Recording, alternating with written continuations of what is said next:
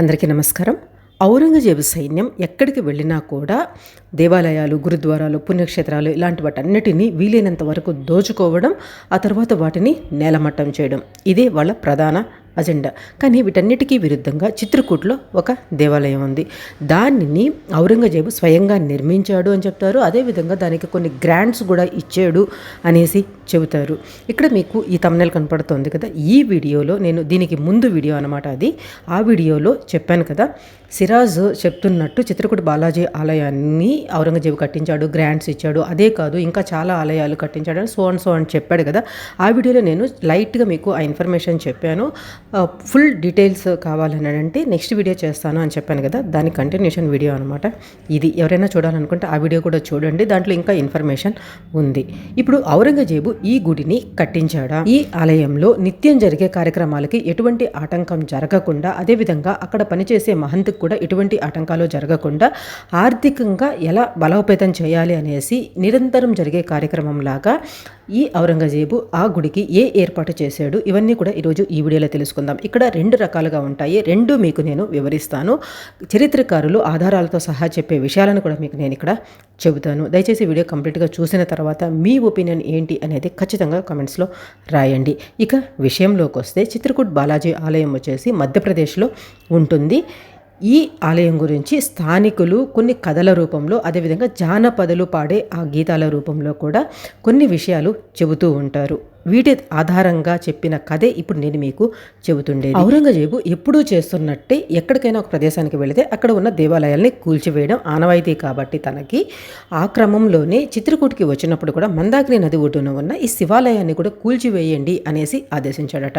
కానీ ఆ ఆలయాన్ని కూల్చివేసే ప్రయత్నం జరిగినప్పుడు ఔరంగజేబుతో సహా అక్కడ ఉన్న సైన్యం మిగతా అందరూ కూడా తీవ్రమైన కడుపు నొప్పితో బాధపడ్డారట. అదేవిధంగా చాలామంది స్పృహ తప్పి పడిపోయారట. ఇక్కడ వాళ్ళ రాజవైద్యుడు ఎంత చికిత్స చేసినా కూడా ఒక్కరికి కూడా నయం కాలేదట. కానీ ఆ తర్వాత కొంతమంది సైనికులు మాత్రం ఆ కడుపు నొప్పిని తగ్గిన తర్వాత ఆ బాధ నుంచి తప్పించుకొని బయటపడ్డారట. వాళ్ళకి ఎలా తగ్గింది అనేసి ఈ ఔరంగజేబు కనుక్కోమన్నాడట. వాళ్ళు చెప్పింది ఏంటంటే ఈ నొప్పికి నివారణ దగ్గరలోని సాధు బాలక్ దాస్ వద్ద ఉంది అనేసి చెప్పారట.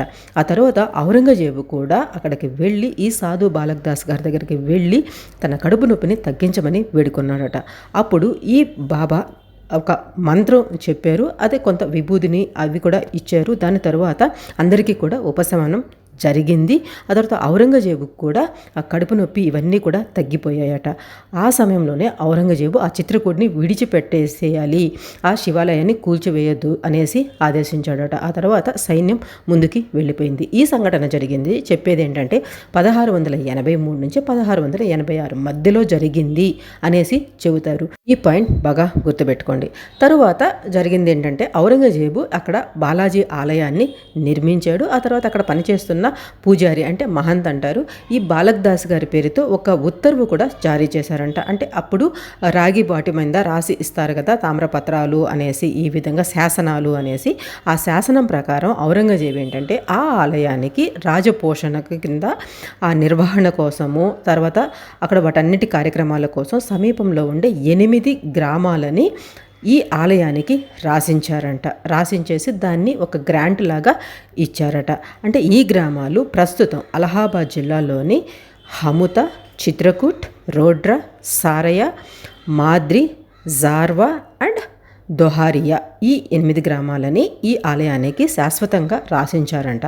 అదే కాకుండా అక్కడ ఆ గుడి సమీపంలో ఉండే షాప్స్ ఏవైనా ఉంటే వాటన్నిటి కూడా, అంటే ఒక మార్కెట్ ఉంటుంది, ఆ మార్కెట్ నుంచి అక్కడ ఉండే షాప్స్ నుంచి రోజుకి ₹1 చొప్పున ఈ ఆలయానికి చెల్లించాలి అని కూడా అతను శాసనంలాగా రాసించాడట. ఈ విధంగా జానపద కథల ప్రకారము చెబుతూ ఉంటారు. కానీ ఇక్కడ కొన్ని గ్రాంట్స్ ఏవైతే ఔరంగజేబు ఇచ్చాడు అని చెబుతున్నారు కదా, వాటిలో కొన్ని తప్పులు కూడా ఉన్నాయి అనేసి కొంతమంది చరిత్రకారులు చెబుతూ ఉంటారు. అది ఏంటి అని అంటే, ఈ ఔరంగజేబు ఇచ్చిన గ్రాంట్స్లో రాసి ఉంటుంది కదా, దాంట్లో స్టార్టింగ్లో వచ్చేసి అల్లాహ్ అక్బర్ అనేసి ప్రారంభమవుతుందంట. కానీ ఔరంగజేబు అల్లాహ్ అక్బర్కి బదులుగా బిస్మిల్లాహిర్ రెహమాన్ నిర్ రహీం అనేసి ఆ చెప్పే ఆ విధంగా కూడా ప్రారంభిస్తాడట. అటువంటి అటువంటి పరిస్థితుల్లో అల్లాహ్ అక్బర్తో స్టార్ట్ చేయడం అనేది కరెక్ట్ కాదు, అతను అలా రాయడు అనేసి, ఇది పొరపాటు అనేసి చెబుతున్నారు. అదేవిధంగా దాని వెనకాల వైపున వేసిన గ్రాంట్కి వచ్చేసి డేట్ కూడా వచ్చి తప్పుగా ఉంటుంది అనేసి చెబుతున్నారు. కానీ దాన్ని వీళ్ళు ఏం చెప్తారంటే అవన్నీ కూడా కరెక్టే, కానీ అవి పాతవి అయిపోయిన తర్వాత వాటిని మళ్ళీ తిరిగి మేము పునరుద్ధరించే సమయంలో, ట్రాన్స్లేట్ చేసే సమయంలో కొంతమంది కొన్ని తప్పులు చేశారు, అందువల్ల ఆ విధంగా ఉంది, అవి తరువాత అతికించారు అనేసి వీళ్ళు చెబుతూ ఉంటారు. అప్పటి Indian council of historical research చైర్మన్గా పనిచేసిన ఇర్ఫాన్ హబీబ్ మాట్లాడుతూ ఇది ఒరిజినల్ డాక్యుమెంటేను అని చెప్పారంటే, ఇది చాలా ప్రత్యేకమైనది అని చెప్పారంట. అదే కాదు, జనాలలో కూడా ఇది ఒక ప్రత్యేకమైనది అనేసి ఎందుకు ఉంటుంది అని అంటే, సాధారణంగా మొఘలులు ఇలాంటివి చేయలేదు అని అంటారు. కానీ అక్బరు, షాజహాన్ కాలంలో కొన్ని చోట్ల ఇలాంటి గ్రాంట్స్ దేవాలయాలకి ఇచ్చినవి జరుగున్నాయి. కానీ ఔరంగజేబు కాలంలో మాత్రము అలాంటివి ఎక్కడా కూడా జరగలేదు. ఒకవేళ కొన్ని దేవాలయాలకు జరుగున్నా కూడా అవి ఔరంగజేబు దగ్గర పనిచేస్తున్న గవర్నర్లుగా పనిచేస్తున్న వాళ్ళు ఇచ్చిన గ్రాంట్స్ అనమాట. కానీ ఈ ఆలయానికి ఇచ్చిన ఈ గ్రాంట్ మాత్రము స్వయంగా ఔరంగజేబే ఇచ్చాడు అనేది ఇక్కడ చెప్పే విషయం. అందువల్ల ఇది అంత ప్రత్యేకమైనది అని అంటారు. కానీ ఇక్కడ ఇంకొక కొసమెరుపు ఏంటంటే, ఏ ఇయర్స్ అంటే 1683 నుంచి 1686 మధ్యలో ఈ కథ అంతా జరిగింది అని చెప్తున్నారు కదా. ఆ సమయంలో ఔరంగజేబు చిత్రకూటికి వచ్చినట్టు చారిత్రకంగా ఒక్క ఆధారం కూడా లేదు అనేది చాలామంది హిస్టారియన్స్ చెప్పే విషయం. కానీ ఈ ఆలయం మాత్రము కొంచెం మొఘలుల శైలిలోనే ఇప్పుడు కనిపిస్తుంటుంది మనకి. ఒకవేళ ఎవరైనా కానీ ఔరంగజేబు దగ్గర పనిచేస్తున్న గవర్నర్స్ ఎవరైనా కూడా ఈ ఆలయాన్ని మళ్ళీ రిపేర్స్ అయితే చేసి ఉండొచ్చేమో అనేది చరిత్రకారులు చెప్పే విషయం. ఔరంగజేబు స్వయంగా ఈ ఆలయాన్ని నిర్మించాడు అని చెప్పడం మాత్రమే కరెక్ట్ కాదు. ఆల్రెడీ అక్కడ ఆలయం ఉంది కాబట్టి వీళ్ళు అక్కడికి వెళ్ళారు. ఓకే, ఈ వీడియో మీకేమనిపించిందో ఖచ్చితంగా కమెంట్స్లో మెన్షన్ చేయండి. అదేవిధంగా ఔరంగజేబు ఎన్ని దేవాలయాలని కూల్చాడు, ఎంత సంపద దోచుకెళ్ళాడు అనేది షార్ట్కట్గా వీడియో ఎక్స్ప్లెయిన్ చేస్తున్నాను. ఆ వీడియో ఒకసారి చూడండి. సొంత సోదరుడైన దారాషికోని ఎంత క్రూరంగా చంపాడు, మిగిలిన సోదరుని కూడా ఎలా చంపాడు, కన్న తండ్రిని ఎలా జైల్లో పెట్టి హింసించాడు, ఇవన్నీ కూడా వీడియోస్ చేస్తున్నాను. అదేవిధంగా ఆగ్రా ఫోర్ట్కి ఛత్రపతి శివాజీ గారిని రప్పించి ఎలా ఖైదు చేశాడు, ఛత్రపతి శివాజీ గారు ఆగ్రా ఫోర్ట్ నుంచి ఎలా తప్పించుకున్నారు, అది వీడియోస్ చేస్తున్నాను.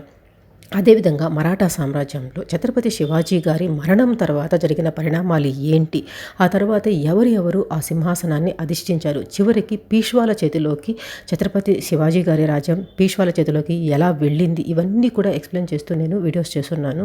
వీలైతే ఆ వీడియోస్ అన్నీ చూడండి. చూసిన తర్వాత మీకు నేను కరెక్ట్ ఇన్ఫర్మేషన్ చెప్తున్నాను అనిపిస్తేనే సబ్స్క్రైబ్ చేసుకొని సపోర్ట్ చేసేందుకు ట్రై చేయండి. కరెక్ట్ ఇన్ఫర్మేషన్ అనిపిస్తే ఖచ్చితంగా వీలైనంత ఎక్కువ మందికి మీ సోషల్ మీడియాలో ఎక్కడైనా కూడా షేర్ చేసేదానికి ట్రై చేయండి. వీలైనంత ఎక్కువ మందికి మన దేశ చరిత్రని మనం కూడా తెలియచేద్దాము. ఓకే, వీడియో నచ్చితే లైక్ చేయండి, షేర్ చేయడం మాత్రం మర్చిపోకండి. Thanks for watching. జై హింద్.